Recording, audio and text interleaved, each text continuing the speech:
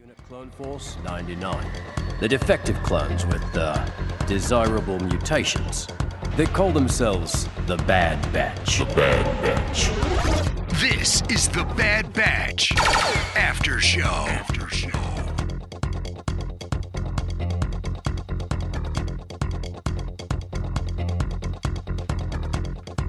All right, we're back. More Bad Batch discussion here on the Bad Batch After Show. I thought I would start out by saying that this episode should have really been called Faster, Far Less Intense. But no, it's just called Faster. But definitely less intense than last week's episode, I think, at least from a standpoint of driving the plot and the characters forward. I think this was Saturday morning cartoon stuff. And in a way, it'd be like sitting around and talking about an episode of Super Friends. We had a good time, but, will there be any consequences after this? Series like Super Friends, there wasn't. They just lived in these isolated little adventures. And so you might call this filler. There are some funny parts. There's some good humor throughout the episode. Some not so good humor scattered throughout the episode, but they tried. New favorite character, Teo. Played by Ben Schwartz. I thought that voice sounded familiar, and I'm like, where have I heard that before? But he does the voice of Sonic the Hedgehog in those movies, and done some other things. So we're going to break it all down here for you, Rebel Force Radio, the Bad Batch After Show. Thank you so much for joining us. It's always adds to the certainly to my viewing experience when I know that get wrapped up watching the episode and come down and into the palatial Rebel Force Radio studios and see what you all have to think. So please, if you're joining us live, be sure to give us a thumbs up, comment, chat, call in. We'll put the phone number up on the screen in just a little bit. We got Tyler Page, our call screener, standing by. And someone else standing by, of course, is my good friend and yours from Chicago, Jimmy Mack. Hey, Jason. Hey, Star Wars fans. Welcome back to the Bad Batch After Show. All right, Jason, if I could sum up your opening statements, I got filler, humor, Ben Schwartz. That's what I got from you. That's but, it. Should I go to the theme? Closing theme right now. Here we go. Puffer Pig, not in this episode. I get you on that. It was filler. I think it was something of a moment to give ourselves a second to catch our breath, because as you said, Jason, last week's episode was intense as far as pushing the narrative and pushing strong character moments.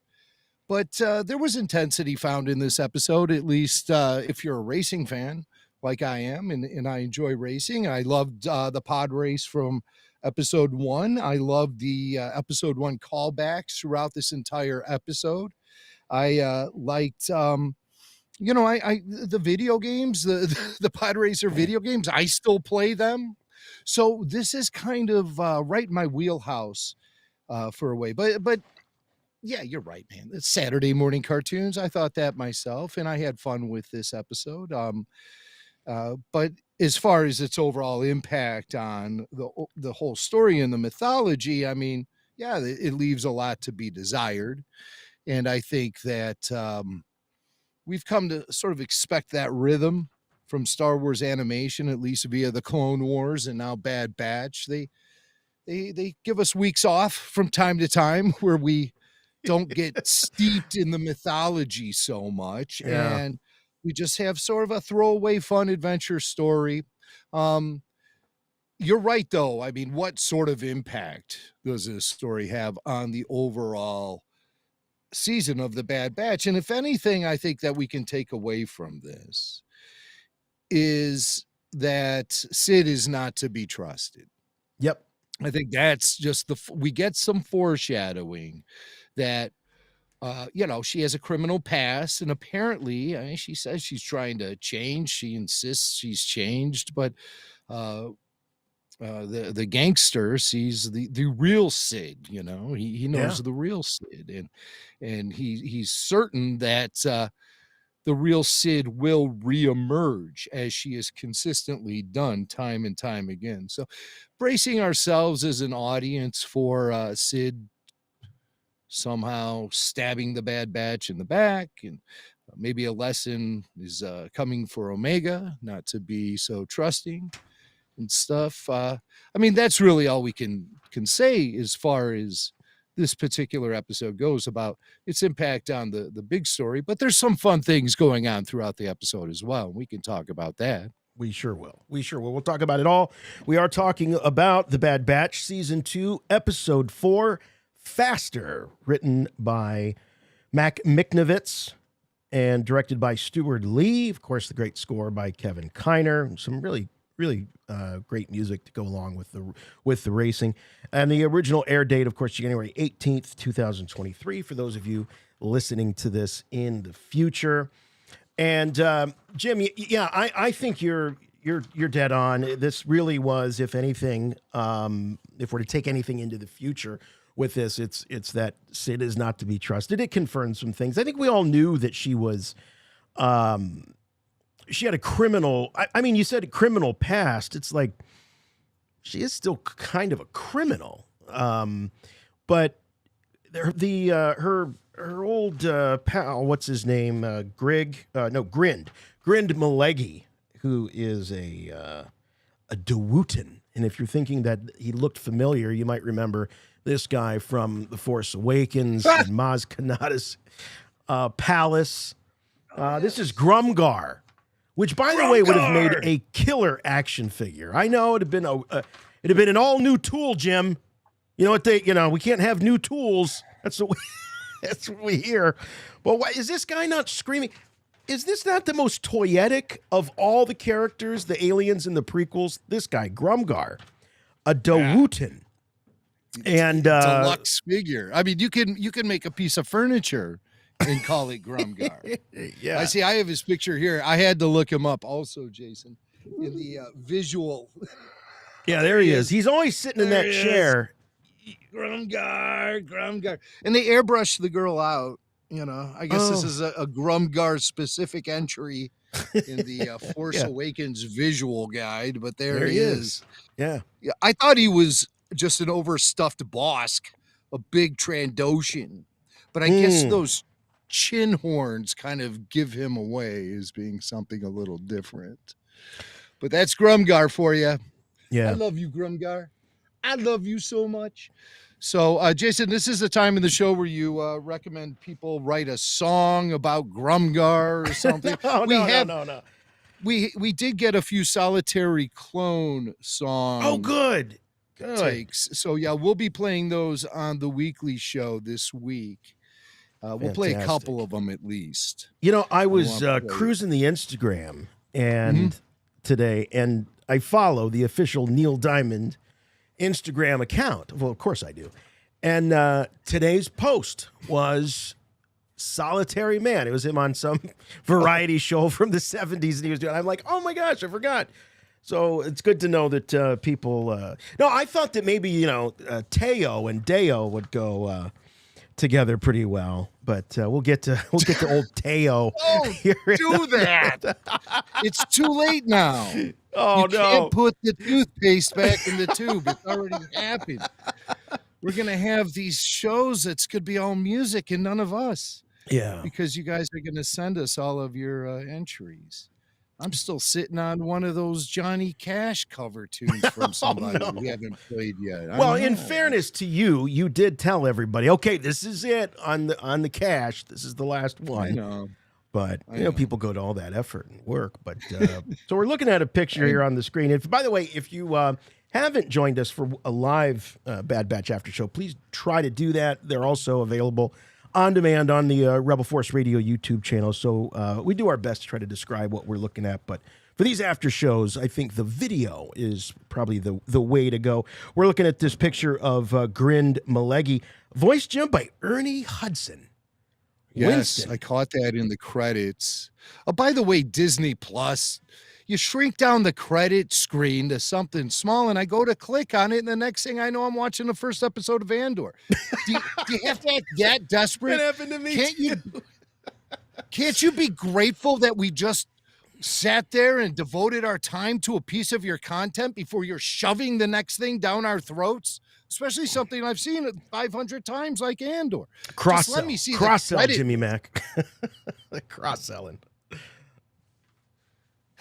If you like this, and that is kind of a weird one, like, if you like this filler episode of The Bad Batch, suitable for children 7 years and older, you know, whatever it is, you're going to love Andor. You're going to love Andor. There's a dual murder within the first 5 minutes of Ep 1. Your kids will love it. Kids love it. So it was driving me crazy. It was driving me crazy. That voice. Yep. I'm like, I know this voice. I know the voice. And then when it popped up, Ernie Hudson, I was surprised because I couldn't identify it. Ernie delivers a very guttural presentation here. You know, he comes from very deep, very bassy. I think there's some special sauce in that mix. But Ernie did a great job in something. I don't ever recall him doing voice acting before. I'm sure he has, but it was driving me nuts because lately I've been doing a rewatch of HBO's Oz. Oh, Which is a great drama, man. It is a great drama. And Ernie Hudson is Does it in still It's a hold up? prison Because that's drama. what, maybe like 15 years old? It now? does. Yeah. It does still hold up. And I watched it on its original run.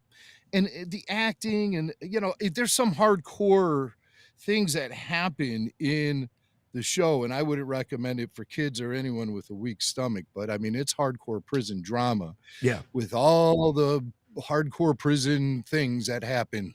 So, but Ernie Hudson's he's the warden of Oswald Penitentiary, and he's fabulous in that show. And I've been doing a rewatch on it. I'm about midway through season 3. And so that's why I realized hearing him voice this gangster, I realized Maleji, I realized that Ernie's been living in my head a little bit lately because of the Oz rewatch. Oh, Otherwise, that's funny because here you're watching the Oz after all these years, and then he pops up on Bad Batch. Like, you can't. It's funny how things sort of like run that way, you know, in life. You don't think of somebody for the longest time, and then, you know, bang, bang, there they are a couple of times. So there was a question about, did he do the voice of Winston in the Ghostbusters cartoon? No, he did not, actually. That was done by Arsenio Hall in the Ghostbusters No kidding. cartoon. Really? Yeah. Wow. Yep. Oh, wait a minute. We've got an expert in the chat right now. We've got Fart Party, also known as Baby Belushi, and Arsenio Hall until season 1. Then it was Buster Jones for the rest. So Arsenio did the first season. Wait a minute. Yeah, Arsenio Hall until season 1, and then Buster Jones. Well, Buster Jones and Arsenio were like indistinguishable to me. So I thought it was Arsenio for the whole run, but thank you, Fart Party, Baby Belushi, who is also a huge Ghostbusters fan, a real expert on all things Ghostbusters, especially the animated series. So he set us straight Expert there. artist. Yeah. So the episode starts off on Ord Mantell again. There we go again. And you know, while it's always nice to see the Kenner Walrus Man walking around the streets of Ord Mantell, you know, it's like, here we go again, Ord Mantell again. And Sid, I got another mission for you. Again. Hey, by the way, did you know that her full name was Sidorin? No. I didn't realize that until this episode, because I believe, does Malegi call her Sidorin? You know, by her, I guess that's her Christian name. Sometimes after we wrap up the after shows, I take a Sidorin for, you know, mild to severe headaches that I get. They're the best. Sidorin. Yeah. Yes. When you want this relief. episode brought to you by Sidorin and Kenner Walrus Man. But yeah, I got another mission for you, and, you know, interrupting their game of Dejeric and the talk of popcorn and like, wow, this is Groundhog Day. But it's a little different this time around because you have the other two, Hunter or not Hunter, Hunter and Hunter and Echo. Yeah, they're the gone. other two. Do you remember what they were doing? Transporting 50 cases of Nerf nuggets. Yeah, Nerf nuggets. Nuggets. My puppy got a hold of a Nerf football once, and he made Nerf nuggets in the backyard. So what is the connection between a Nerf nugget and a Nerf herder?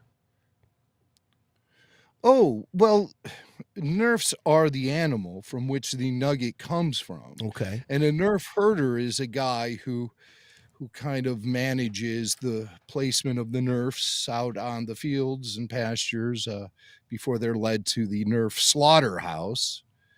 And then Nerf McNuggets. They make nuggets. And I was scratching my head saying, why is the Bad Batch going after all these nuggets? And then they realized they have a kid. And we all know that all kids eat until they're about 14, 15 years old are chicken nuggets. That's the one thing, you can always rely on. So they must have been going out there for Omega and all of that. But there was a Baby Yoda meme. It was a Baby Yoda meme. Chicky nuggets and Baby Yoda. I don't know where that originated from or what that actually means, but what, the Chicky Nuggies? Baby Yoda and the Chicky Nuggies. That was a saga I just could not get on board with. I think that was Baby a Lego Yoda. Special, wasn't it?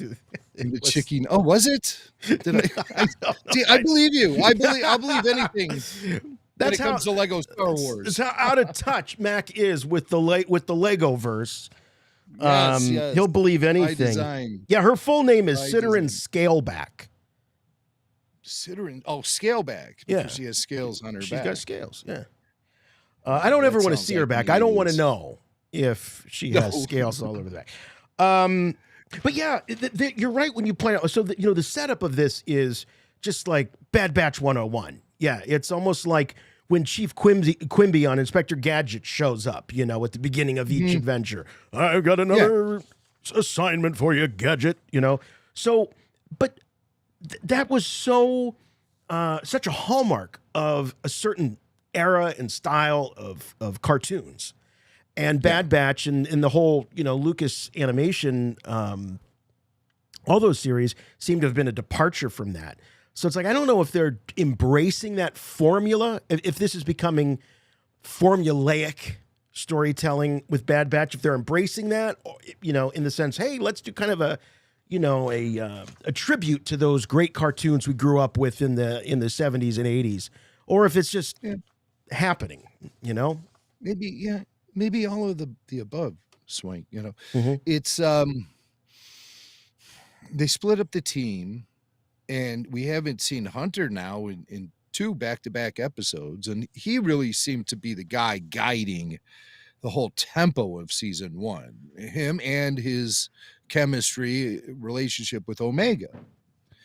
But, they removed him out of the quotation now for a few episodes. And they're focusing in on these guys, which only tells me that as the season progresses, it's going to be really Hunter and Echo heavy because they've been benched now for a few episodes. So, they'll get their day, and then they're finally given some time to these secondary characters. You got Tech and you got Wrecker, and you send them off.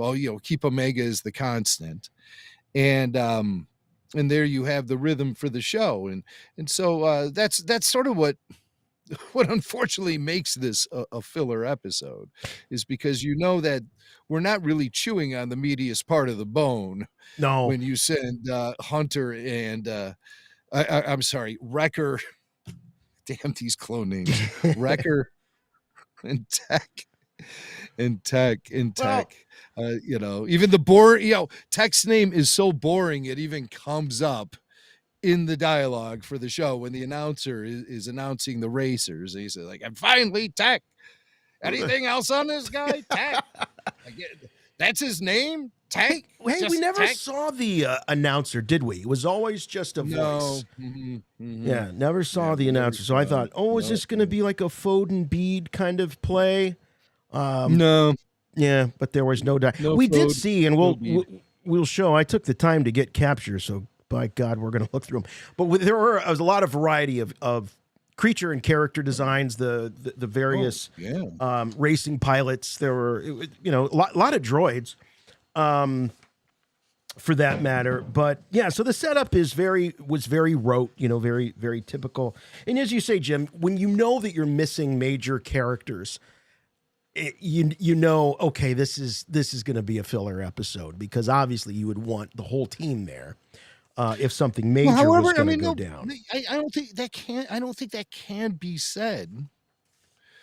Because Crosshair had a whole episode featuring him last week, and it was one of the best episodes of the entire run.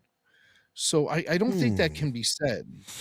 Well, I just think the focus on the secondary characters in the Bad Batch, and that's what Tech and Wrecker are. And I mean, really, they did very little to utilize Echo in season 1 as well. But his story's a little enriched from the Clone Wars and his background as a clone. We've sort of spent some time with him. The last episode, what made it great was not that.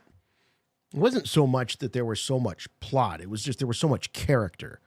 I think that's what made last week's episode really great. And in this case, we didn't really get either. We didn't get a lot of character, and we didn't get. We got action. I mean, we got a pod race, Riot Race, not Riot pod. Race, Riot pod, Race, young man, not pod. Yeah, I had to edit some posts that went up earlier today. Well, those posts get written very early, before everyone else has gone on and made corrections, because Riot Race was something that was listed initially as Pod Race. Official channels had it as Pod Race. Yes. No kidding. Yes. No kidding. Yes. Okay. All right, so don't be pointing no fingers. I'm not pointing when fingers. When you get up at noon, you got all kinds of time. I'm kidding. Noon. I know. I'm just. I got up at 11 today. Busted your. So Riot Race. So it sounded like a pod. The effects were very Pod Race. At the starting line, those beeps were the exact same beeps that were used in the Boonta Eve Pod Race. Yeah. Yeah. It was definitely, I guess you could say it's sort of pod race like, the actual racers themselves, they obviously don't have those big engines stretched out in front. It's a much smaller type of vehicle. But it's the sound effects, and my God, there's no rules apparently with Riot Racing. They're allowed to fire on each other. So it's like combat pod racing. Really. That's why the smartest people at the race are the owners who have employed droids to drive their speeders. The dumbest people at the race are the humanoids actually in the race itself. Those guys are idiots. So like a guy like Steel Claw Kane. He's a red Nikto, okay? He's an idiot. So is Bosco the Mad Bomber Bricks. He's a green Nikto. He is an idiot. The smartest people are the ones who have hired racers like Hyper Rod. We are really going through these names awfully fast. That was my nickname in college, Hyper Rod. But Hyper Rod, a green protocol droid, okay? Or even our friend Sid, who has got Teo racing for her. Yeah. Now she's but the idiots are the humanoids, the actual living, breathing people who are. Here's that green protocol droid right here. That's the green protocol droid. Oh, that's Hyper Rod. Hyper Rod. Yeah. Look, he's all rusty. Yeah. Yeah. And then he's got in his own filth. And there's this pink one. Look at this guy. Who's that? Oh, that is the trickster Flash Ractor. You know, a lot of this reminded me of like professional wrestlers. Yeah. You know, that's kind of the atmosphere that this created, especially the names and everything. So, I mean, you could see this being like a real, you know, kind of, it's sports entertainment, as Vince McMahon would call it. But it's definitely... I don't know, and it doesn't feel like it's fixed. It doesn't feel like it's fixed, and I'll tell you why, because there's so much cheating. If it was fixed, there wouldn't be so much cheating. Yeah, that's the thing, because you didn't get a sense that anybody, no matter what anyone did, they got grappling hooks and stuff, and no one is breaking any rules. No one's getting disqualified. No. So, yes, it's brutal, actually. It's so. Do you have any more photos of any more of the race? Oh yeah, of those racers. I've got all kinds of photos here. That's a fun. That's a fun gang. Yeah, right, right. But I do like some of this, some of these shots when they're in these tunnels. All the lighting. I mean, this was very like Mario Kart to me. You know, like the very video game graphics. Yeah. But fabulous animation.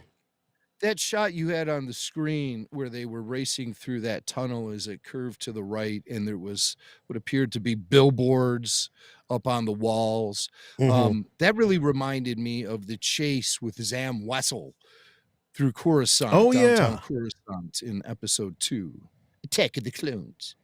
Right. You don't have any photos of Quick Draw Quasar, do you? Which one is he? He's the protocol droid with the battle droid head. Oh yeah, I got him right here. Yeah, this Quick guy. Draw Quasar, not There in he this episode. Here we go, ladies and gentlemen. Quick Draw Quasar. Now, not seen on screen was Vicious Vid Santari. Vicious Vid. I wonder if that's a tribute to Sex Pistols bassist Sid Vicious. Vicious Vid. Sid Vicious. Who is this guy? This is a little blurry here. Hold on. Who is this dude? That guy is the Green Nicktoon. Bosco the Mad Bomber Bricks. He's the Green Nicktoon racer. And he has terrible breath. This was my favorite moment, though, right here. When the spectator... watch at your own risk. Blast. It's pretty dark. Yeah. You know, I've seen NASCAR races at the super speedways like Talladega, where there's always the big one. And it's because the drivers are all going over 200 miles an hour racing in a pack because they have these restrictor plates on their carburetors, which means the airflow through everyone's carburetor is the same. So all the cars race together in packs, and they sort of they feed off each other aerodynamically and stuff like that.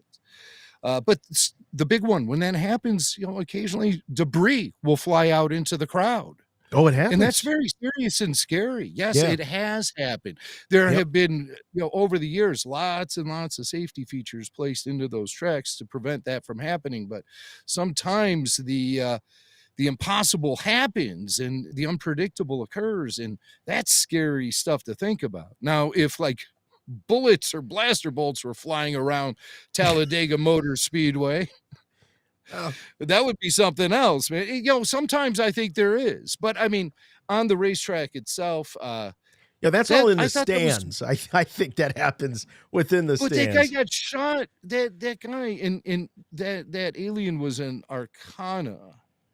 If you remember the Arcana from Ishi Tib Cantina. No, not an Ishi Tib. He's not an Ishi Tib. He's an Arcana, I think, or was he an Ishi Tib? This dude's an Ishi Tib. The guy that got shot? No, that's not an Ishi Tib.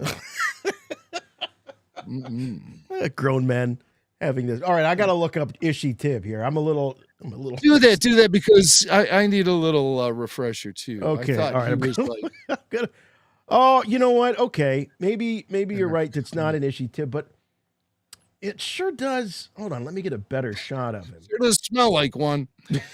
But here's a better. But I was shocked at that moment, though. I thought that was kind, that was a death of an innocent person just there to enjoy the racing. And he's more starfish, the Ishi Tib. He's more of a starfish kind of looking face, I guess you could say.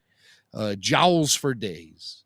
Yeah. Okay. And, all right. It's awfully close, though. So, what do you say in this? This cat? What is he? An Arcana. And where would we have seen him in live action? At the Mos Eisley Cantina. Oh, but he's not green, is he? Pops up. He just pops up. No, right. He's not green. Yeah, no, he's like a plum green. Color, isn't he? Like a dark purpley. Gotcha. Yep. I'm with you now. Yes, but so this guy, I felt really bad. He's just enjoying a day at the races, and he's just hanging out. And he has like that same sort of apparatus on his chest that Baze Malbus wears on his armor. Has that kind of with the 2 holes in it. I don't know what that is, like domino pieces or whatever. But it looks very similar to Baze's armor. But not bulletproof enough, not blaster proof enough. He is taking one right in the chest, and then he's done. His day is over. And they all just look at him and they're like, whatever. He didn't duck. We did. They don't really. It's kind of cold, right? It's like cold. It's like that guy just died, and it's like being played for laughs. Yeah. So I just wanted to point that out. I'm no prude or nothing. I'm just pointing it out, I felt bad for the guy. Because I go to races sometimes, and I don't want that happening to me. No, they all duck, and then you can see here they all duck, and then they all come back up, and this guy comes up. They're looking at like, hey, somebody must have gotten it. Is this guy? Yeah, he got it on it. Yeah, he got it. He got it. Hey, let's talk about Teo. Teo, voiced by Ben Schwartz. Jim, I thought this guy was he was right out of the book of Boba Fett. He was right up there with the major domo. I mean everybody says that the character of Han Solo was sort of the everyman, the real world guy in the galaxy far, far away. But Han was cool, and his humor was subtle. But when you got like just a clown bumbling their way in the Star Wars universe, look at me, like Domo was and these other guys, it always irritates me. And Teo really bugged me. I didn't find him enjoyable. In fact, the only thing I found enjoyable were the 2 times he got smashed. Not a fan of the Teo. Not a fan of the Teo. Well, I'm not jumping up and down saying I'm a big fan of his myself. His face kind of reminds me of that thing that the eye doctor puts in front of your face, and he spins the thing, and you look through it, and he goes, is this better or is this better? And you're like, what? Is that one better? Can you see more clearly through this one or this one? A or B? B or what? His face reminds me of that device, and I hate going to the eye doctor. So they should name him Eye Test. But it is an interesting look, and it's kind of interesting how his face flips around so he can look backward when he's walking forward, and it's an interesting design that even made me think a little bit about General Grievous. And so I started looking closely at this guy, wondering if he had an organic lungs or guts or what have you. No, he's straight up droid. He was straight up droid, because at first I was taken back. Why are there droids racing? That doesn't seem to be a good idea. And then I realized that it was shoot to kill, way to thrill out there on the racetrack. And then I'm like, oh, I see why droids are racing, because I thought, why would a protocol droid be racing?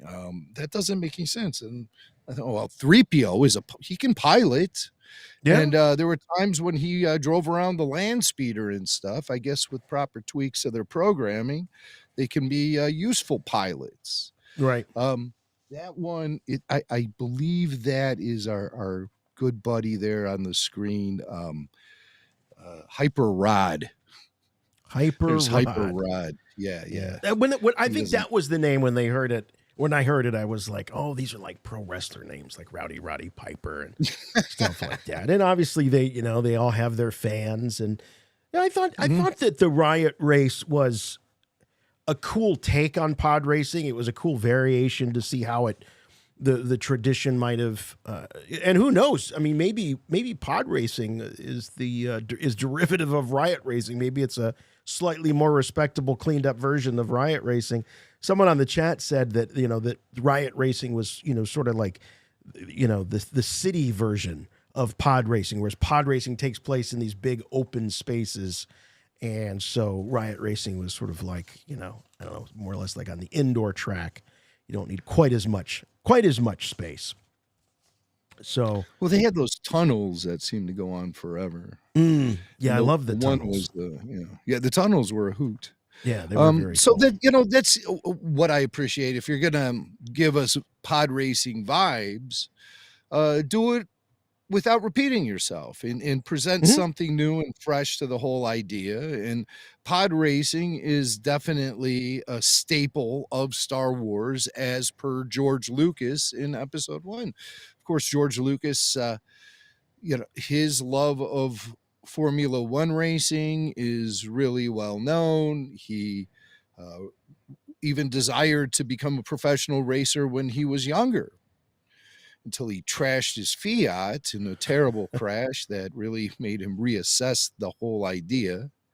But he still loved racing, featured drag racing in American Graffiti. And now you have pod racing, and then you have this offshoot of pod racing, the Riot Race. Yeah, So, and I did think that was, anytime you see something like this, it's clearly, harkens back to George and George's love of this kind of thing. So I appreciated that. And for me, I just wish it would have had a little bit more story going on in the background. I think they could have done more with, the history between Malegi and Sid. And maybe there could have been a twist at the end.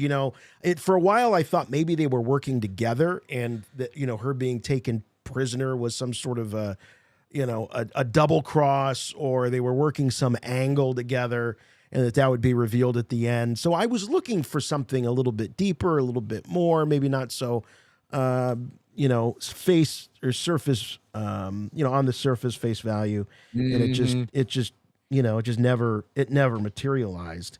I did also appreciate Teo's second, come apart. Right after, Tech's got the guy on the bench. He gets him all fixed up. They're off. They're ready to start the race. And it's great because he's like, yeah, I'm ready. And then wham. I tried to get a still of it, but it happened so fast. It was just a blur. But people in the chat saying, yeah, I think Teo was supposed to be annoying. I think he was. Oh, yeah. And he was. He was arrogant, probably trying to think if we have any real. 3PO is kind of foppish and acts like a little prince, but he's not arrogant. This guy was arrogant. He was a different droid personality than I think we've ever seen. So hopefully his programming doesn't get passed down to anyone else. Ben Schwartz did the voice. He's a big Star Wars fan, right? I think that was revealed when, he did those scratch tracks for BB-8 for J.J. Abrams when they were trying to narrow down a sound for BB-8. And Ben Schwartz was among the guys who were brought in to sort of lay down a vocal scratch track for BB-8 so they can kind of base the bleeps and bloops on what the actor was saying while improvising BB-8 dialogue. Right? Mm-hmm. I would love if recordings of that would be released, synced up with the actual film. You could listen to the BB-8 commentary track, BB-8, the BB-8 translation track. I bet there's funny stuff in there because I think also that Bill Hader did a scratch track for BB-8. No, I think Bill Hader ended up in the final mix somehow because he's credited as BB-8 in the credits. Well, I think in a similar way that Ben Schwartz was credited. Oh, he did get a credit. I didn't realize Schwartz got an on-screen credit as BB-8. I think he did. So it was the people that sort of contributed, maybe not necessarily something that you heard when you watched the film, but in the evolution of the character. Yeah. And I believe Ben Schwartz also punched up some 3PO dialogue for episode 9. So obviously that was kind of really as a writer. Yeah, I just sort of as a script doctor kind of thing where they just I guess he and JJ are tight or whatever. So he's comedian, Parks and Rec, right? Right. Yeah, he had a recurring role on Parks and Rec. Yeah. There was one last. I lost it. There was one other point I wanted to make, but numbers on the screen, 708-866-1737. We will be getting to your super chats, so thank you for that. Give us a call if you got something to say about this episode or any of the episodes that we've seen so far. We do want to keep the conversation to the Bad Batch. Yeah, we watched Monday Night Football. We saw that there was a trailer that dropped for Mandalorian. We'll be covering that on the regular show this week, so don't miss Rebel Force Radio for this week. We'll be doing a breakdown of that. You're talking about Omega, and her trust.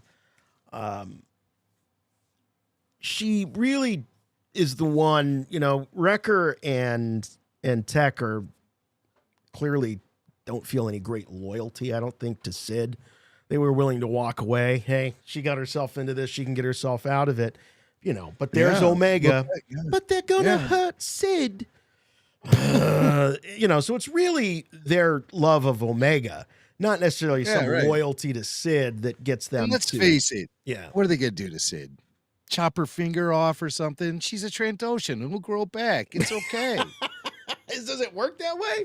It's why Trandoshans work in the underworld so often, is because when a mobster goes to snip their pinky off, it's whatever. It's a flesh wound. But no, it is Omega. Omega is the one who feels she's the one who expresses the need to save Sid, and she has that naive loyalty, and she's got to learn her lesson from this.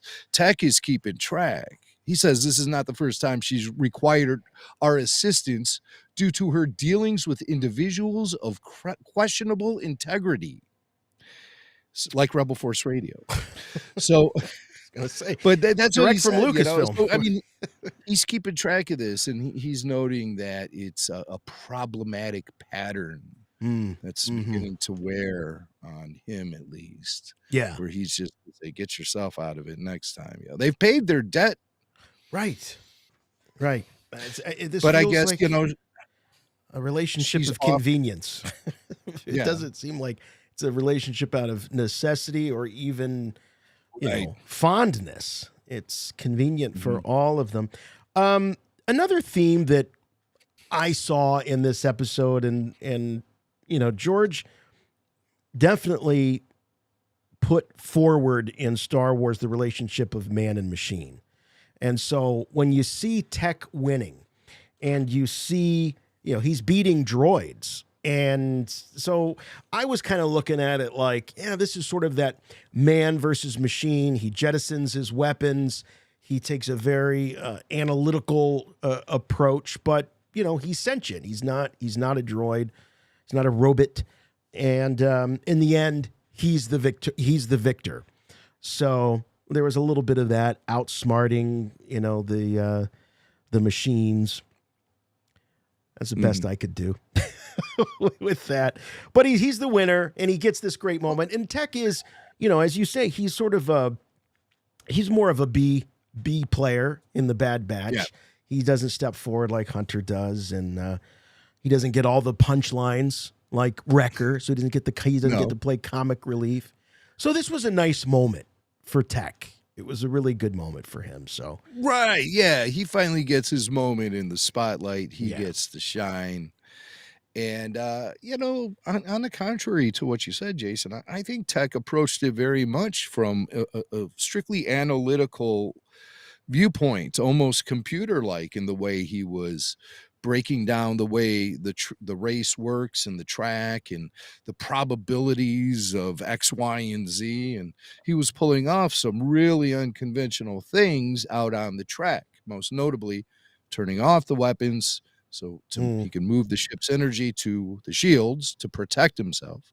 And then he completely drops off the weapons to make his ship lighter, and he'd have more speed and maneuverability, which obviously gave him the edge. And that's what you look for when you're racing.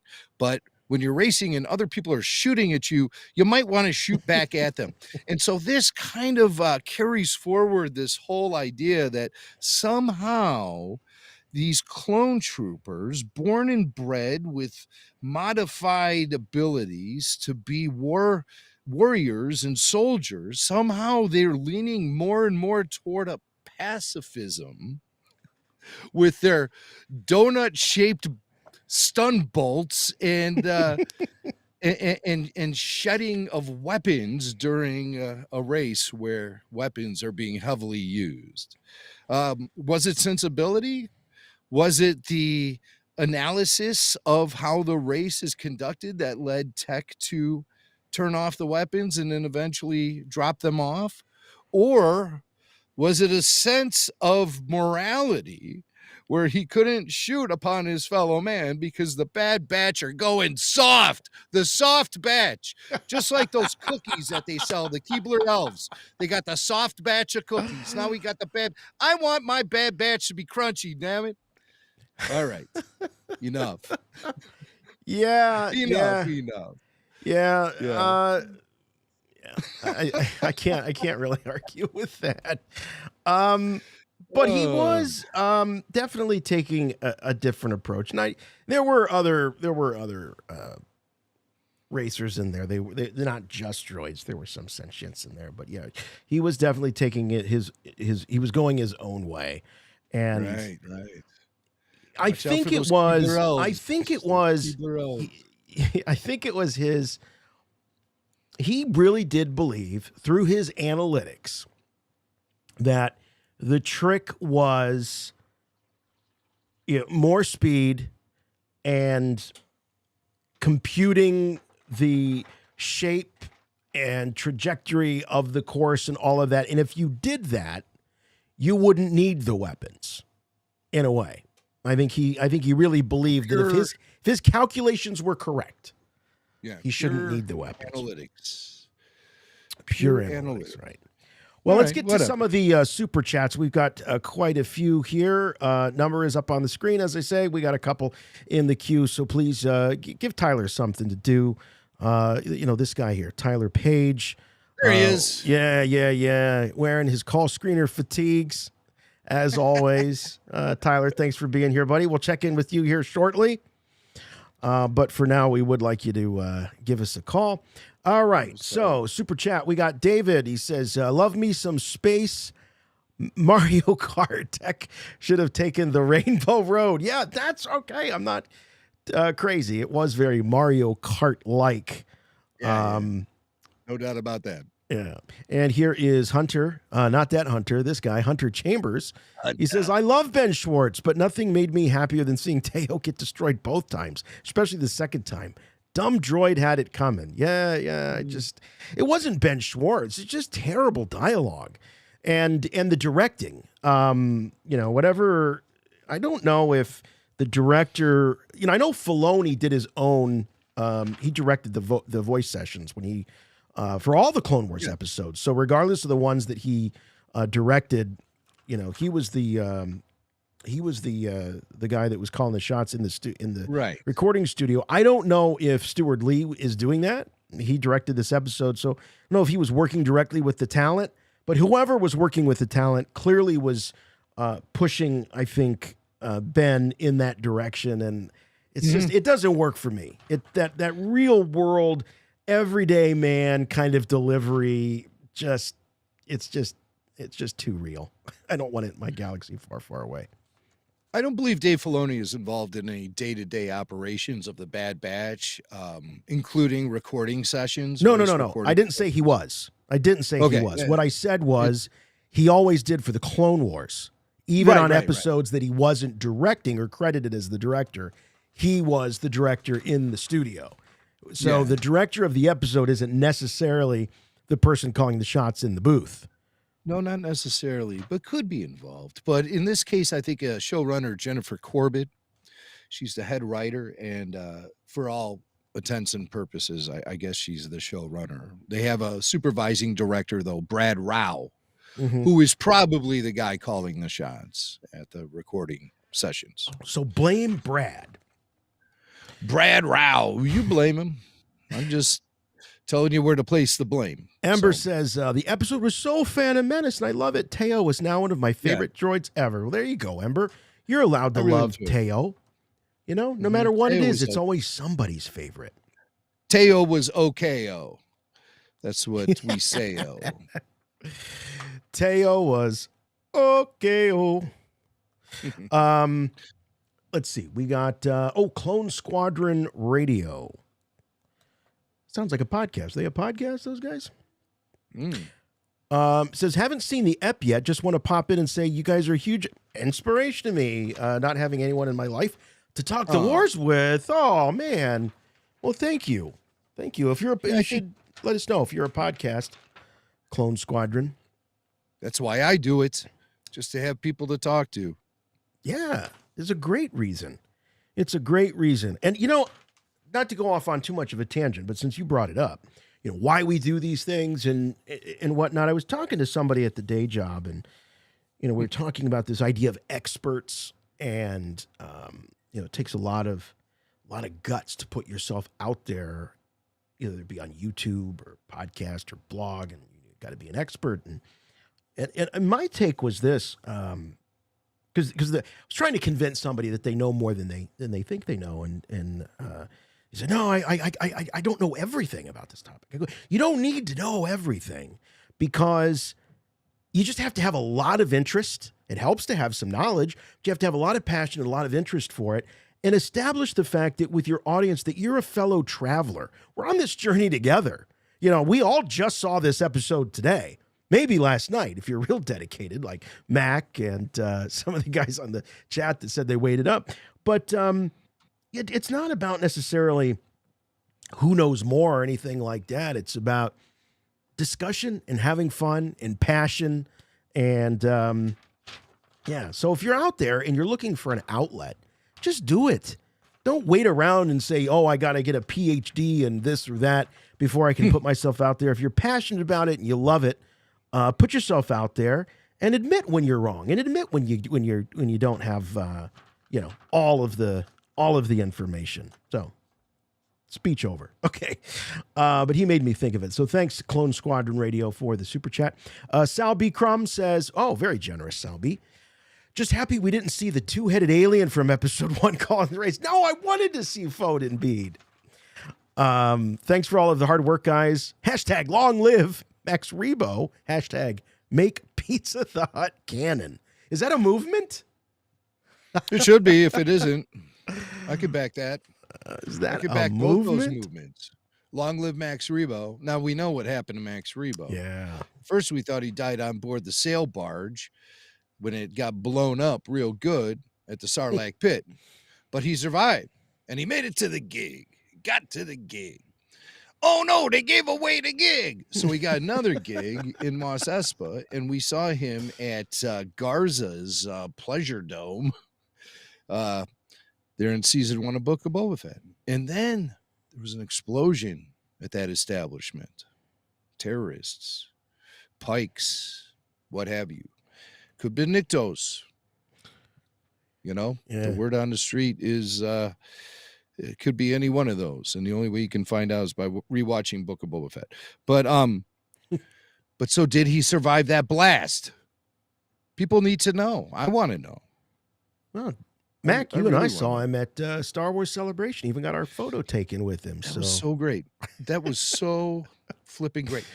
I think about that from time to time. Like Really? I mentally transport myself back there to those props and that It was display. That was awesome the greatest exhibit, man.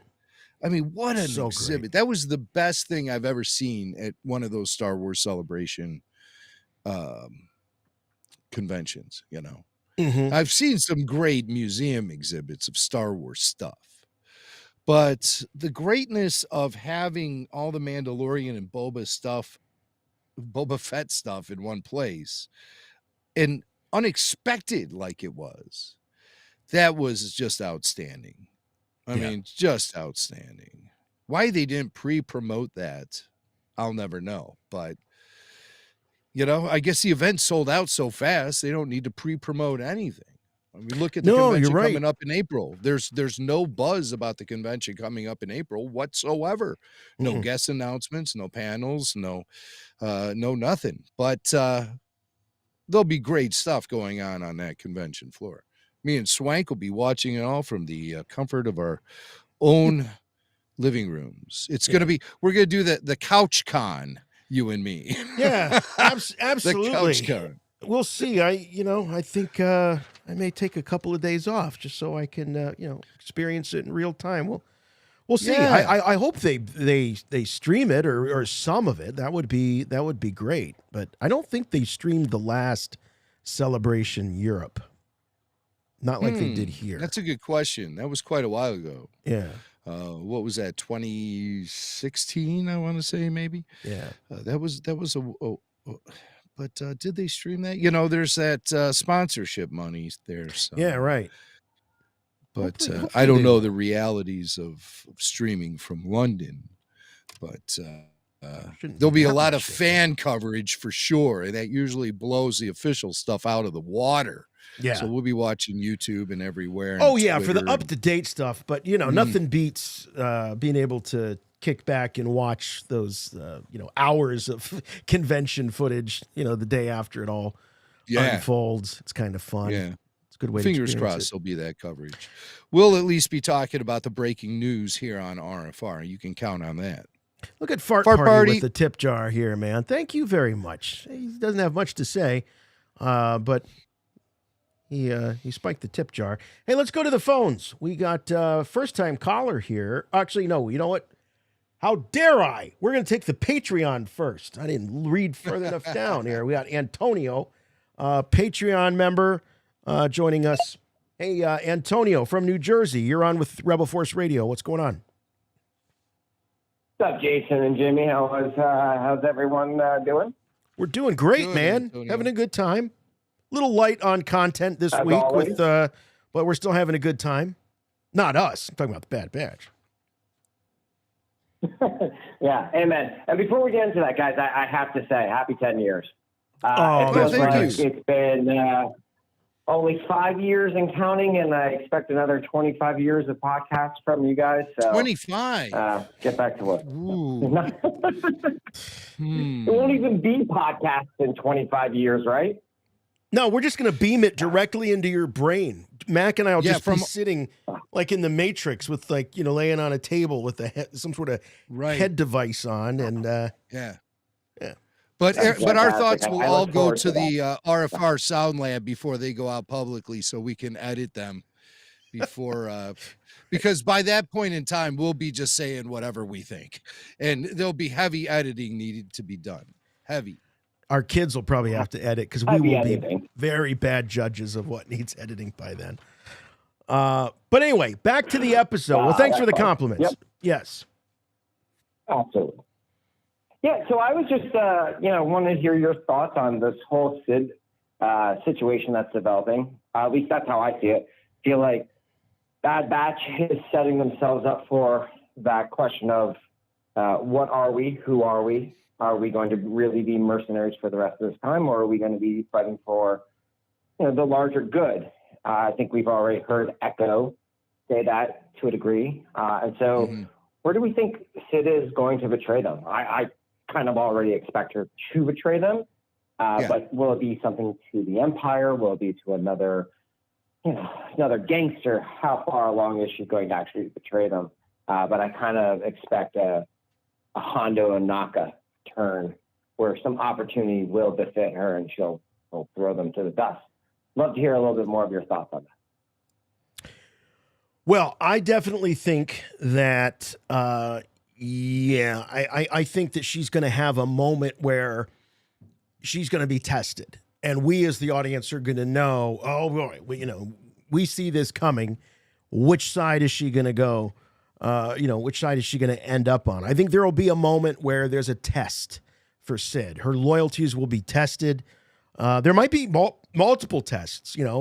If it follows sort of the regular cadence of a lot of drama, she's going to screw up the first test, and then she'll be redeemed. And my only question is, will she give up her life for the Bad Batch for Omega? Will it be that type of situation, or will it not be quite that dramatic? I'm surprised she's lasted as long as she has, to be honest with you. No kidding. I think a lot of us fans feel that way, just because of the mere repetitive nature of her character. Her presence needs to go somewhere, right? And I would be happy for a twist where she stabs him in the back. And I think that's going to happen the first day the Empire shows up at Ord Mantell. She might be one of the people they're looking for, aiding and abetting and whatnot. But I think a lot about what Antonio was talking about. What's next for the Bad Batch too? I mean, how long can they be these fugitive mercenaries? I think some of them, 1, 2, maybe, will become bounty hunters. I believe some of them, 1, maybe 2, will become rebels, join the alliance against the Empire. And we already see Echo sort of trending in that direction. But what of Omega? What's going to become of Omega? These are the conversations we used to have early in the Clone Wars days. What's the fate of Ahsoka? We were all convinced Ahsoka was going to get killed off before the events of Revenge of the Sith. And here she is carrying on in The Mandalorian, set 5 years after Return of the Jedi. So, I mean, it's kind of hard to figure out. And determine where these fates are going to go. And should Omega and the Bad Batch have the longevity of a character like Ahsoka, then go for it. We shouldn't be thinking about an end to their story at all. So, but I think obvious directions are starting to become apparent. And I see Echo talking about wanting to do something for the greater good, to stand up against the Empire. So there's an obvious place for him to go. There's a path he's walking down, and that's right toward the alliance against the Empire. The bounty hunter route is always easy for a guy like maybe a Hunter to take, but I mean, Hunter is kind of evolved into a father. So that's going to maybe determine the course of his future. Maybe he just takes Omega somewhere and puts her in school and joins the PTA and becomes a soccer dad. It's not impossible, I mean, or the equivalent of soccer dad in the Star Wars universe. Oh, sorry. Oh, God, I picked the wrong time to hang up on Antonio. Sorry about that. He was about to go in with your follow up on your quip there. But yeah, I like the idea that the show is sort of like, My Four Dads is really what it is. But when you talk about Omega like that, Jim, I mean, I know we're only 4 episodes deep, but it feels like they have lost some of that. Like, what is the end goal with Omega? Maybe there's not. She's just now part of the family. They're going to be together, and that's the way it is. But I need some kind of a overarching motivation for these guys, because right now it's feeling a little meandering. I need them to be working towards something. In season 1, they were working towards their freedom, their independence from Sid. They have that now, and yet they're still there. And they don't, I don't feel like I've gotten a satisfactory reason why they're still there. Yeah. We're 4 episodes into a 16 episode season. So, there's time. We're only a quarter of the way through. And again, I don't want to use the filler word, but those are 16 episodes to fill with content. and you know, I still think that there's a lot of value placed in thinking about last week's episode and how that was kind of a big episode and stuff. And while we, you know, as adults would love to see that trajectory continue as far as the storytelling goes, we do have to sort of realize that there is a younger audience being targeted by Disney as far as the content of this show. We have to realize that this show is not an adult animated production. Right. So, Maddie says palate cleanser. Good one. That's exactly what this episode is. It's not filler. It's a palate cleanser. It's exactamundo. So it's sort of just like resetting the stage. Yeah, and, you're right. It is for a younger audience. Preparing us for Sid's eventual betrayal. Yeah. And giving us a lot of color and lights and sound, to please us, those base emotions we have as Star Wars fans. Because like I said, you can't forget that this is a visual storytelling medium, and sometimes the eye candy is what we get. And, why not just enjoy the fireworks show and then save the drama for next week? Yeah.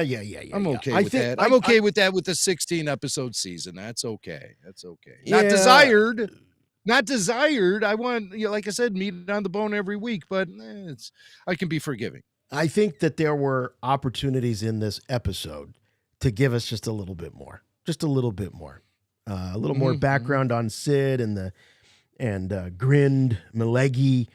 And maybe just a little twist at the end or something. All right, we got out of the mouths of babes, we've got Blake right on cue for Blake's Take.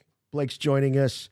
If you were new to the program, Blake is on the younger side of the of the ledger, but he calls us just about each and every week and gives us Blake's Take. So Blake, I'm a little lukewarm on this. No, I'm just gonna say I'm cold. I'm a bucket of ice cold water. I'm the cold bucket challenge, the ice bucket challenge this week. Mac is a little more forgiving than I am. What's your take? The hot pocket is ready. This episode was really, I feel like they're going this series as a video game series. Last episode was Battlefront. This episode was Mario Kart. What's next? What's next? Oh, okay. I don't know, man. Donkey Kong? I don't know what you kids are playing these days. Maybe. No, you're absolutely right. This does feel like a video game. And, we were reminiscing last week. There was a time when George Lucas thought that, the guy, when he was in control of the company, that the folks at Lucasfilm Gaming was so, I got all kinds of stuff happening over here, that the folks at Lucasfilm Gaming, what they were doing was so similar to what they were doing in animation and, animatics for the films, and that they could combine forces and sort of work together and all of that. That didn't quite take, from what I understand. But yeah, it's definitely, I think what it comes down to, Blake, if I may, is that video games has become a visual language for kids, and not just kids, but people that grew up in the video game era. I came up in the beginning of that with the Atari and the ColecoVision, the original Nintendo, and all of that. But it's nothing compared to where it is now. And I mean, my kids are playing video games, all day long, all the time. And so it makes sense to me that, especially with a show where their target audiences are probably kids your age and maybe even a little bit younger, that they would use that visual medium or that visual language as a way to hold your attention. For old guys like me, I need a little bit more story. I need a little bit more, character than just pretty moving pictures. Yeah. But I do want to say they are real, but to go with my whole video game thing, I really think they are targeting the whole video game because Teo, the actor, is the actor of Sonic the Hedgehog in Sonic 2 in the Sonic movies. Really? So I really feel like they're going for the whole Sonic, just whole video game. So you think the guy went in for the audition and they said, well, what have you done before? Sonic the Hedgehog? You're hired. It was kind of like that. That's how it went down, right, Blake? Yeah. Because it's probably just like that. He walks in and they ask what other parts he's done. He says, Sonic the Hedgehog, you're hired. They didn't even need any more context. All they needed to know was just he played Sonic the Hedgehog. And they hired him. You are a gem, Blake, buddy. when is your Mensa membership due? You're a member, aren't you? Of Mensa? He doesn't know what that is. Oh, maybe he does. I shouldn't say that. He might know. If How he's a old are you, member. Blake? Blake, I'm joking. What's How old the- are you? Yeah, don't worry about what 11. crazy old Jimmy says. His dad's there reading the Your dog. Wikipedia entry on Mensa to him. Come on, man. You know what that is? Perform. Come on. People are waiting. I don't get that feeling. Blake just calls us and lays some really intense wisdom on us that's way beyond his years. So again, I didn't hear you, Blake, but did you say how old you are? Yeah, 11. 11. Yeah. Yeah. 11. Well, I predict a bright future for you. You seem like a very sharp young man. Do you have any other thoughts you want to lay on us about this episode of Bad Batch, my friend? Yeah.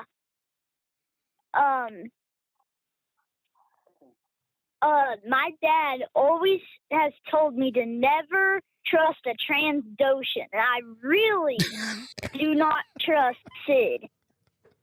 I mean, I feel like she's gonna have a very dark secret about something, and then the Bad Batch is gonna find out about that secret. And then they're gonna forgive her for it, but they'll still remember it, and maybe they'll just leave her. Because you can never trust a Transdoshan. I mean, you can't trust Bosk. You can't trust the one from the Book of Boba Fett. Right? Yeah. I remember there were a couple of them that showed up in the Clone Wars era as well that were, as Tech would say, they are questionable. Their motives are questionable. Have we ever been introduced to a trustworthy Trandoshan? That's everyone's homework assignment. You go and find me a trustworthy Trandoshan. There's one in the not comfortable in the with High all Republic. this stereotyping High the Republic- Trandoshans. Well, in the High Republic series, there's a Jedi named Skier. And so he is, I think, our one and only trustworthy Trandoshan. But I think in the modern era of Star Wars, your probably. dad might be onto something. But I think they should each be judged. Jason was displaying. He's a little uncomfortable with that blanket statement about all Trandoshans, and I agree. I think each Trandoshan should be judged on his or her own merits. We're going to have the there's gotta be some Trandoshan good Anti-Defamation Trandoshan League coming down on RFR here. Yeah, we don't want that. That's right, Blake. Me and Jason have apologized enough. We're not going to continue, especially to some lizards. Oh, see, I don't mean to be like that. Again, see, it's a vicious cycle we're in right now. Vicious cycle. But we'll make up for it at Trandoshan Pride Month, and we'll make a donation somewhere. Yikes. You're awesome, buddy. Thank you so much. Appreciate the call as always. I got a few more. Talk. Actually, I'm perspiring because of Trandoshan talk now. I'm having an anxiety attack. Here's Justin Torres. Folks, we're just trying to have a little fun. Come on, lighten up. Justin Torres says, thank you, Jimmy and Jason, for all you do. I like to think my action figures are the bones of my Star Wars fandom, and RFR is the heartbeat. Oh, okay. All right. I like that. No. I like to think of us, we all, we're the flatulence. Our arteries. We're art. Well, sometimes we might be the gas, but I think we're all like arteries. We're all part of the same organ, the same giant heart. We're all arteries, and we're pumping blood into it all the time. And so that's what I think about Star Wars fandom and us. But I appreciate it. And like Jason said, we're probably more like the agita. So thank you. All right, Fart Party's back with this episode could have been condensed into a good B story to an adventure that also featured Hunter and Echo on a different adventure somewhere else. Yes, I couldn't agree more. I think that's absolutely the case. Maybe make the race and the drama surrounding the race the A story, and then cut away to those other two cats and see what they're up to. That's not a bad idea. Again, I just got to remind everyone, 16 episode season. It's no 16 excuse. episode season. So, all right, John Warren says, won't be hard for the Empire to find them now. So much for a low profile. You know, I considered that myself with the crowd cheering Tech. You know, this race was obviously broadcast somewhere. And the planet they're on, I mean, maybe it's off the radar, what have you, is that's where the Bad Batch hang out, in the Outer Rim territories that the Empire doesn't really care about, and they haven't really been around long enough to spread out everywhere. So they go to a planet like Saphatoma to go racing, but still, there must have been 40,000 people in those stands cheering for Tech.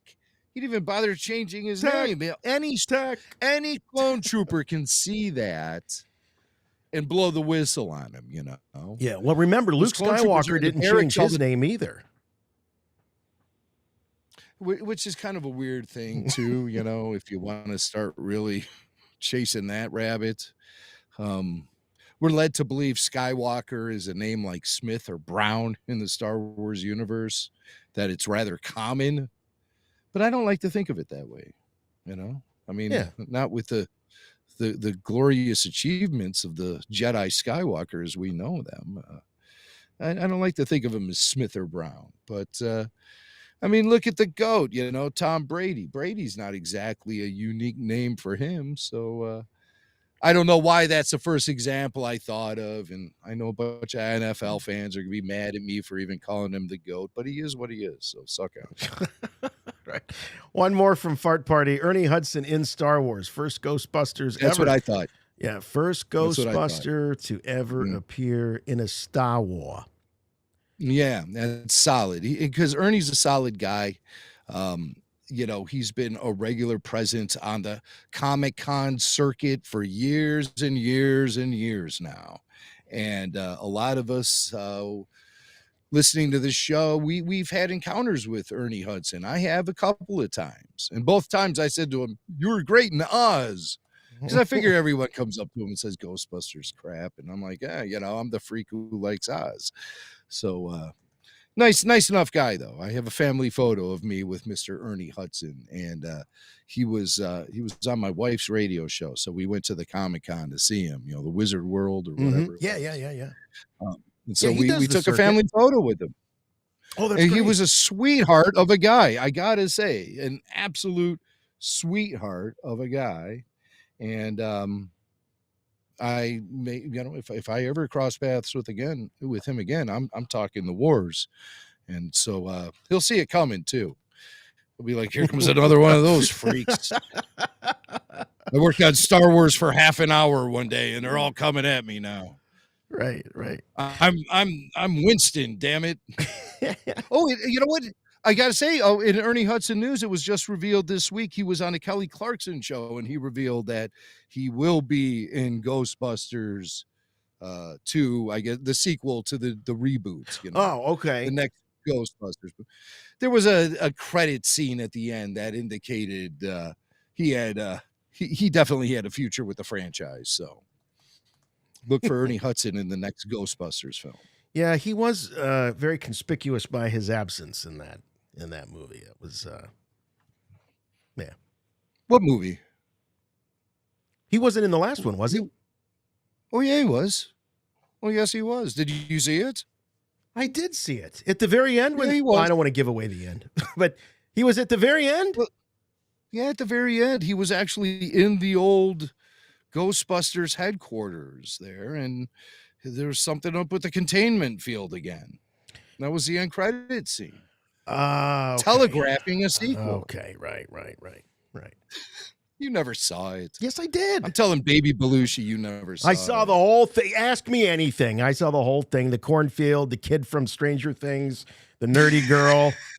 I saw the whole goddamn thing. Yeah, but did you see Kenner Walrus Man in there? No, you didn't. No, it was, No, you know what? didn't. I enjoyed it. I watched it one time. I enjoyed it, but it was very forgettable to me.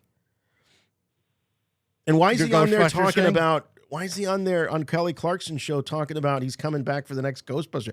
Why is that a surprise to anybody? Of course he's coming back for the next Ghostbusters movie. Dude, I'm just conveying a headline I saw earlier Okay, today. all right. Don't kill the Wait a minute, you mean you messenger, weren't for sitting crying out around in loud. your slippers watching the Kelly Clarkson show? I didn't say that. I just said I was sharing the news. That's all. All right, first-time caller, David from Michigan. Hey, David, you're on with Rebel Force Radio. Hey, how's it going, guys? Hey, Good, buddy. I just wanted to bring up about how last week's episode and this week's episode kind of gives a yin and yang aspect. Last week it was just dark, sad, deeply moving. I walked away, extremely sad. Just, Cody kind of just going AWOL. And now this week it's just, good old Star Wars fun, racing, colorful, just, good old fun. I didn't mind Teo's, kind of comic relief as much. But I'm also a prequel guy. So, I think that kind of comes with having, a little more fun with it. Yeah. That sums up my feelings exactly. But I think, I loved all the callbacks to the prequels in this episode, and I loved seeing racing once again take the forefront in a Star Wars tale. So I thought it was pretty good. And, well, of course, all connected. I desire more meat on the bone, and I'm sure you do too. But I mean, if we just accept it for what it is, I always say, let's just talk about the Star Wars that is, and not, wring our hands over what it wasn't. It's more fun that way, and then eventually down the road we'll get the good meaty stuff. So whatever. Hey, thanks, David. Appreciate it. Last call, another first-time caller. Great to have these first-time callers, by the way. Yes. Don't worry, we got through the patrons, the Patreon. We're going to keep my promise here. This is John from Georgia. Georgia. Hey, Johnny. can you guys hear me? Oh, yeah. Yeah. Oh, yeah. Hey. All right, so you guys gave me so much that I want to say, but in the interest of time, I'm just going to say that I think Bosk is Trandoshan. Yeah. And he was a loyal member of Boba's prison gang back in the Clone Wars. So there you go. That's one Trandoshan you can trust. Okay, depending on who, right? Like, could you trust Bosk? Yeah. Or could trust Bosk or just Boba? Would you trust Bosk? Would you let I would Bosk say babysit Boba. your kids? Well, I mean, He's Boba Team was, Bosk. 14 in prison? So, hey. Well, that's So, true. he's got a decent track record. Okay. Yeah. Dude, you've given me Might be something worse to than think I'm about. going to need to see a few more. I'm going to see a few more Yelp reviews, but, we're doing okay. We're doing okay. Definitely give me something new to think anyway. about. Appreciate that. So, but looking at this season, Yeah. I think this season is showing the contrast between the clones who deserted, like the Bad Batch, Cody, Rex, maybe even Cut, LaQuaine, and the ones who stayed in the Empire. So the ones who stayed in the Empire, they're all pretty much uniform. They've got to be carbon copies. They don't even get to use their names anymore. Whereas you're looking at the season, they're showing this contrast. So like in the character is being developed. So the Bad Batch is showing their individuality more and more. Episode 2 showed Echo's growth. Episode 3 showed Crosshair and Cody's growth. And then I think episode 4, this recent episode, was about Tech, where we're seeing that he's not just like a glorified C-3PO, R2-D2 kind of like hybrid. He's got enhanced reflexes like the rest of them. They say that they're enhanced with enhanced reflexes, but you really never saw that because in the past, Echo was basically, I think you guys touched on this, he was basically just like a glorified plot device. You know, like, okay, well, we got to figure out a way to tell everybody why the chip doesn't work. Oh, we'll make Echo just spit out a fact, right? But here you see he's got the ability to actually physically pilot the racer, whereas in episode 1 of the prequels, we're told that humans, maybe aliens can, but humans can't do that kind of piloting unless they have the Force. And that's a great point you're bringing up there. That's a great point you're bringing up. So we learn more about him, but then and so I mean, as far as him growing personally, though, I think he grew because he was in the spotlight. He's not used to that. You know, for the first time, he got to be the hero for the second time this season. Because remember in season, I think was it season 2 where they got separated and he had to come out and he was wounded. I think it was episode 2 this season. So he comes out and he shows no hesitation to kill. But if not for him, Omega and Echo would have died. So he comes out and he saves the day. And now in this episode, he gets to be the hero again. And my favorite part was seeing how awkward he looked when he tried to figure out how to acknowledge the crowd when they were cheering for him. And he was just like, that awkward. You're right. There's a hesitation, isn't there? So uncomfortable. Yeah. He was so uncomfortable. I was like, he's like, you know, I wanted to see him like tug his collar, you know, like Rodney Dangerfield, like, I'll tell you, this is a little awkward. Tech is he was the kid that, why is this happening? Tech was the kid who got picked last for the softball teams when they, you know, always. Now he's not the nerd. He's like, day in the sun. I can do this stuff too. Yeah. And then my final point is something that I've been seeing. I check out you guys' show a lot, but a lot of times I'm at work and I don't get to see it live. So we're grateful to have you, man. A lot of people pointing out, oh man, it's great. You guys get me through. I'll do the replay. I work at night shift. I'm actually at work right now, so I do the replays while I'm at work, and it keeps it lets the night pass a little bit faster. But, awesome. But the thing I'm seeing people say is over and over, like, why is Omega taking this leadership role? Why is she taking a leadership role? Well, to be honest with you, she's the oldest. Because she's not enhanced. She doesn't have the accelerated aging. She's actually the oldest member of the Bad Batch. The rest of them are like, what? Mature. They can't be more than like 2.5 years old. Because they were created, grown. I don't know what you do with a clone. They came about. Yeah, right. They hatched. After 99. Okay. Let's just go with hatch.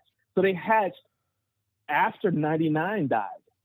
Because they wouldn't be named after him if they weren't, if they didn't come after him. So, and in fact, I think when they first were told their name, you could see the clones back in the episode of Clone Wars where they said it's Clone Force 99. You could see them kind of like give like a nod, right?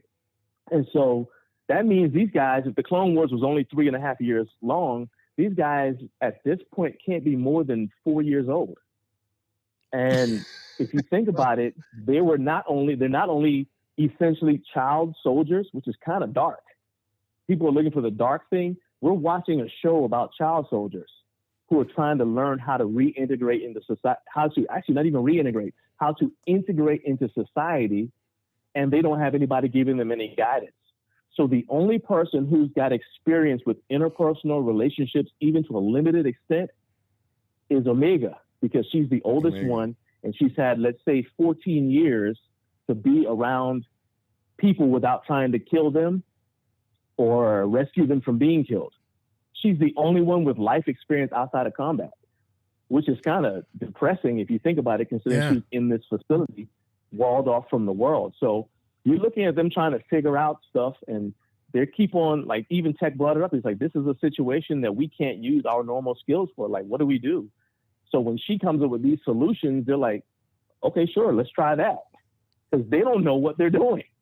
You know, and Hunter, he thinks he knows best for her, but he's treating her like somebody he's got to like a non-combatant. I was in the military, so she's treating her like a non-combatant that you have to protect from getting killed. But he doesn't have any idea what to do with her now that they're safe. Right. Just look at his face anytime he's got to come up with something.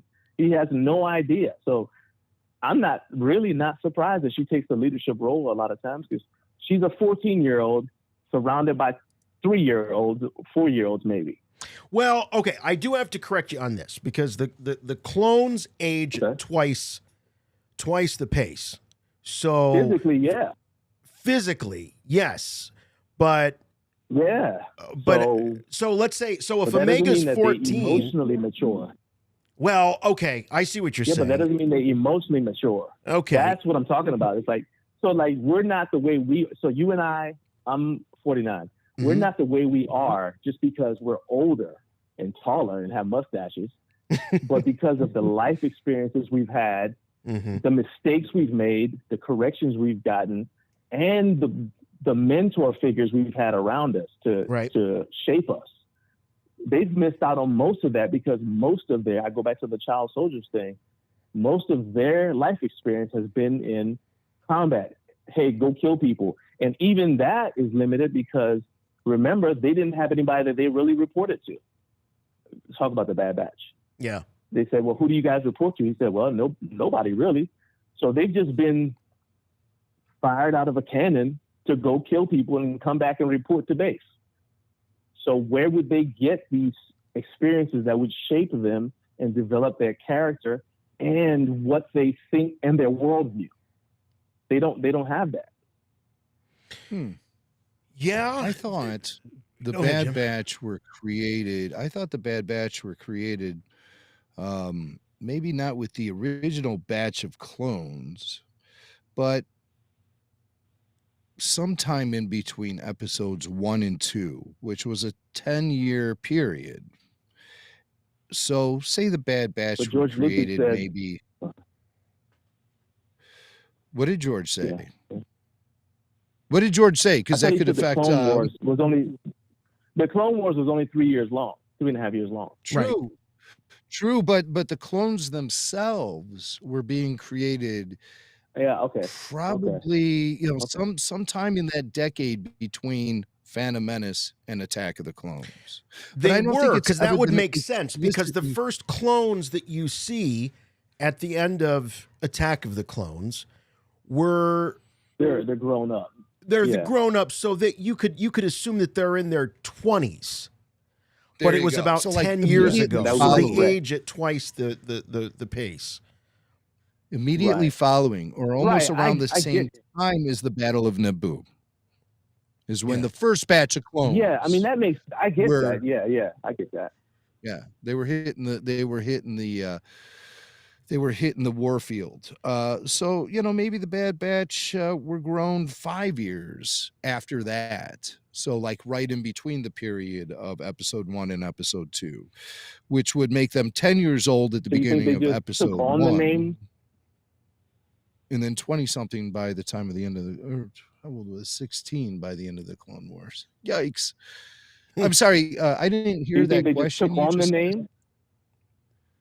They just took on the name. Took on the name Clone Force 99 because they're named after 99. I think that was a legitimate designation, a legitimate call sign for their team.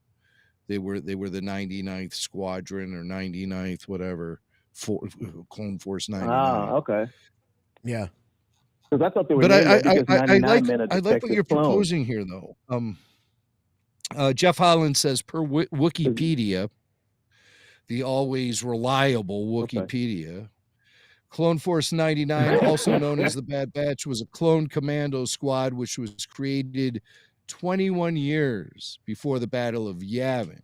So that would make its creation approximately around the time of the Phantom Menace, I guess. Yeah. I guess around then, maybe even slightly before. So when were the clones created? Yeah, I always thought it was before because the of events of the defective Phantom because I Menace. always thought it was because of the defective thing. Yeah, they would. Well, they'd have to be. Well, I guess they wouldn't have to be. We just know that they were full grown by the time we finally see them. So 99 was a designation for defective clones, which is why I thought they were named after 99 because he was defective. So okay, right. That does make a little bit more sense, though. Okay. Yeah. Hey, John, thanks a lot, Well, man. You are welcome to call He anytime. brings up, he's a great caller. Call back again sometime. Yeah, I really please enjoyed do. your call. The chat's loving You've it. given me a lot to think about here at the end of the show, timeline-wise. Right, yeah. When We have to go exactly back and were the do some clones homework. created? When did Sifo-Dyas strike the deal with the Kaminoans? And when he struck the deal with the Kaminoans, did they already have the inventory of clones ready to go under production? Or did his deal then signal the start of production? I believe that Dooku's exit from the Jedi Order was a catalyst in Sifo-Dyas making the move that he did, because I think he started to become concerned about rogue Jedi. That is something that I've taken away. I could be mistaken about that, but hey, let's check in real quick with Tyler. Tyler, my man, thank you so much for being here. We appreciate all that you do for us, and we've had that last caller was great. So good for you to have found him, put him on the air. I know you go out there searching for these callers. It's not like they just I call sift in, through. you know? You sift through hundreds, and only the best ones make the air. I love it. Yeah, but exactly. anything that we missed, anything that we didn't get to. You told me before that we started the show that you watched the episode a couple of times. You wanted to make sure that you caught it all. Yeah. Well, I really like the Phantom Menace vibes, and like everyone was saying, it felt like a pod racing video game, Racer's Revenge, is what came to mind for me personally. But one moment that I kept kind of going back to was the second moment where Teo gets hit by the car or the vehicle that's coming through, and he doesn't get to race, because I think that's kind of a peak moment in the episode, because it determines, okay, now Tech is going to drive. And it happens when he's talking to Tech across the raceway, and Tech kind of turns to his left, and he's talking to him, and he turns back away. And I couldn't help but think, just Tech kind of knows where everyone is in the race. Does Tech know this car is about to come around the corner and smack this dude, kill him, or not kill him, but take him out of commission?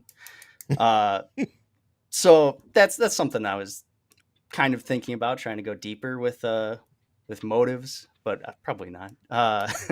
And then other stuff. I think with Sid, they really want us to root for Sid and the relationship she has with Omega. So I don't really know. I think you really hit it on the head, Jason, earlier, where you were like, we're gonna see her get tested. Yeah. That seems like it's coming, and I don't think she's gonna betray them. I think the Kingpin guy is gonna end up messing with them somehow. Kingpin, yeah, he is very Kingpin, isn't he? Yeah, and because he stopped that guy from shooting him at the end, and it was like, well, what's the motive here? It seems more calculated, more analytical. So, like maybe I'll have some use for these guys. Maybe they should be working for me. Yeah, I could see something like that happening. That's all I had going on. Well, that's a lot, dude. So thanks again for always being here. I know the callers look forward to chatting with you. Yes. And we'll see you Great here job, next week. Tyler. We had some really great callers this week, and I also noticed that you've been doing some work on your Star Wars room back there. The display looks like it's updated. And what do we got here? look at this. I dig your hat as well. If the thunder don't get you, then the lightning will. So that's what the thoughts at that hat conjures up in my mind. So thank you again, Tyler. Thanks, buddy. Thanks for having me, man. All right, that's going to wrap up our discussion here this week. Jimmy Mack, final thoughts. Faster. Faster thoughts. Final thoughts, dear Lord. Is there anything left to be said about this episode that hasn't already been said before? I just enjoyed the visual quality of this episode. I liked seeing the callback to all the great Star Wars aliens, especially after we were deprived of them during the Andor series. For me, it's always nice to be reunited with a Goddle or a Twi'lek or a Pantorian, Gamorrean, Aqualish, Bith, Rhodian, Trandoshan, Snaggletooths, or do you say Snaggleteeth? I don't know, but there were multiple of them in this episode, and that was kind of cool. And again, as a fan of racing, as a fan of pod racing, as a fan of the video games based around pod racing from episode 1, as a fan of the prequels, there were a lot of things in this episode I would like a lot. I definitely liked a lot. What I would like, though, is, like I said, a little more meat on the bones, of course. This is clearly a filler episode of some degree, but at the end of the day, it's just another episode in the season, and the season clearly will get richer as far as its plot backbone and what have you. I did love hearing Ernie Hudson in this episode. I liked seeing another alien. We got the Nasarian. Remember him? He was from the pod race. He was Klieg Holdfast in episode 1. In this show, he's what do they call him? He's got like a cool racer name. And I really appreciated Jet Venom. Jet Venom. That is a good name for a Star Wars character. Jet Venom. Or a good name for like a guitar player in a band like, I don't know, King Diamond or something. All right, that's enough of me. It's time to go. Huff a Pig, not in this episode. All right. We'll see you next week. We will be back for more of the Bad Batch After Show. In the meantime, do want to let you know, if you're new to Rebel Force Radio, we do have a weekly show, weekly podcast. You can subscribe through your favorite podcatcher. Check us out over at rebelforceradio.com. If you would like more RFR in your life, we'd love to have you as a Patreon supporter. Just, some people smoke cigars, some people smoke cigarettes. Jimmy Mac smokes Star Wars action figures. That's how, you say, I eat, I breathe, I sleep Star Wars. Jimmy Mac smokes Star Wars. There he is. Well, this is a tribute to Drew Barrymore in E.T. At one point, she is in there. She has I think it's Walrus Man. She's chewing on Walrus Man? She chews on Walrus Man. Does anybody remember that? I haven't seen E.T. since it was released. But yeah, it's been a while for me. I really haven't. It's the big 40th anniversary, I think, right now. So they've got some little releases. Gertie got a little. Or no, maybe I'm thinking about the Poltergeist movie. Maybe that's the one I'm thinking. Oh, very different. Aren't there action figures, Star Wars action figures in E.T. as well? I think there, yeah, because doesn't he make it levitate? E.T.? Yeah, like I said, I haven't seen E.T. Well, I might be crossing the Spielberg streams here. I think it's the kid in Poltergeist, that little blonde hair girl. The little blonde girl. In her teeth like this. Yeah. Clench for chair. We'll follow it up on Weekly RFR this week. This is going to launch a Jimmy Mack investigative report. No doubt about it. All right. So please do check us out on Patreon. Also, watch us on YouTube. We've got a whole archive of lots of things available there, from interviews and bits from, past shows. It's all there on YouTube. Also, we're on the socials, Facebook, Twitter, and Instagram. As I mentioned, the website, rebelforceradio.com. But just please keep listening and subscribe if you can. Leave us a review. We love to have the reviews. Just one rule, please. Make them good. And we'll be back next week for more Bad Batch After Show and Rebel Force Radio Weekly Show. So until then, for Rebel Force Radio, I'm Jason. I'm Jimmy Mack. And remember, the Force will be with you, always.